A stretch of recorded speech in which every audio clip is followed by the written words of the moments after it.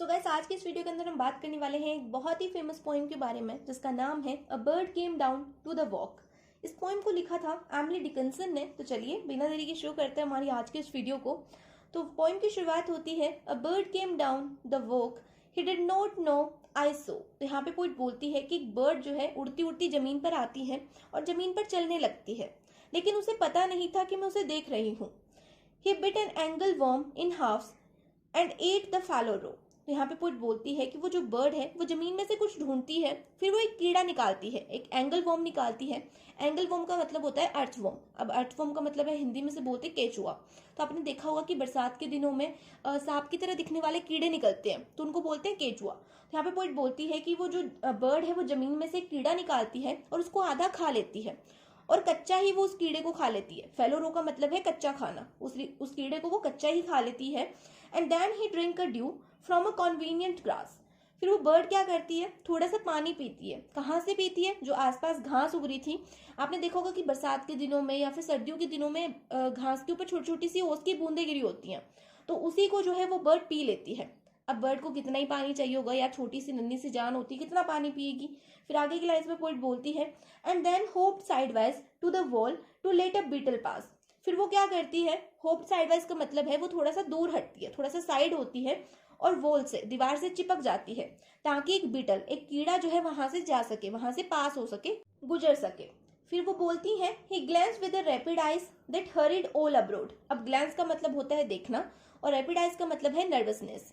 तो वो जो बर्ड थी वो थोड़ी नर्वस लग रही थी, वो एकदम से चौकन्ना होकर के आसपास की चीजों को देख रही थी। They look like a frightened beads, I thought he straight his velvet head.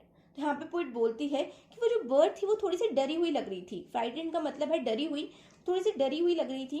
और जब उसे देख रही थी मुझे लग रहा था कि इसका जो सिर है ना वो वेलवेट की तरह है। वेलवेट एक कपड़ा होता है, बहुत ज्यादा सॉफ्ट होता है। अब यहाँ पर उस बर्ड के सिर को कंपेयर किया गया है एक वेलवेट क्लॉथ के साथ में। क्यों?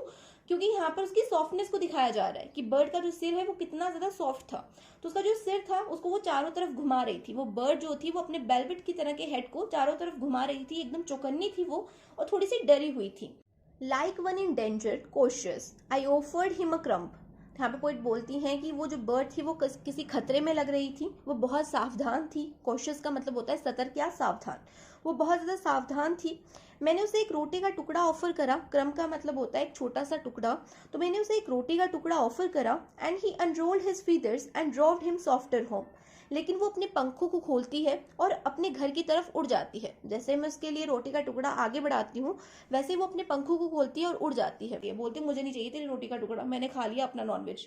फिर आगे यहाँ पे पोइट बोलती है then oars divide the ocean too silver for a seam. अब यहाँ पर जो बर्ड के पंख हैं उनको जो है एक चप्पू के साथ में कंपेयर किया गया है। अब चप्पू क्या होता है? तो जो नाव होती है, जब नाव को चलाते हैं तो एक बड़े से डंडे से पानी को पीछे करते हैं, उसको बोलते हैं चप्पू। तो बर्ड के जो पंख है वो एक चप्पू की तरह बताए गए हैं कि बर्ड के जो पंख है वो चप्पू की तरह है।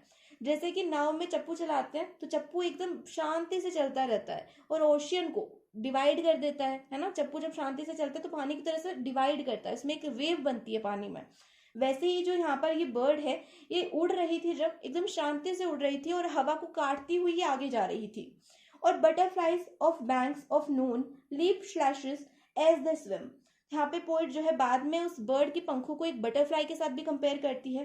पोइट बोलती है कि जैसे दोपहर में एक बटरफ्लाई उड़ती रहती है और जब वो उड़ती है तो ऐसा लगता है जैसे कि वो पानी में स्विम कर रही है, वैसे ही ये जो बर्ड है जब ये उड़ रही है तो ऐसे लग रहा है जैसे कि ये पानी में, सॉरी, हवा में स्विम कर रही हो। तो यहाँ पर आपकी जो ये पोइम है ये कंप्लीट होती है। होप सो आपको मेरा एक्सप्लेनेशन अच्छा लगा होगा। अगर वीडियो अच्छी लगी है तो वीडियो को लाइक, चैनल को सब्सक्राइब और शेयर करना बिल्कुल भी मत भूलिए। और अगर आप किसी और पोइम के ऊपर जो है वीडियो चाहते हैं तो मुझे कमेंट सेक्शन में कमेंट कर सकते हैं। तो चलिए मिलते हैं नेक्स्ट वीडियो में, तब तक के लिए बाय बाय, टेक केयर।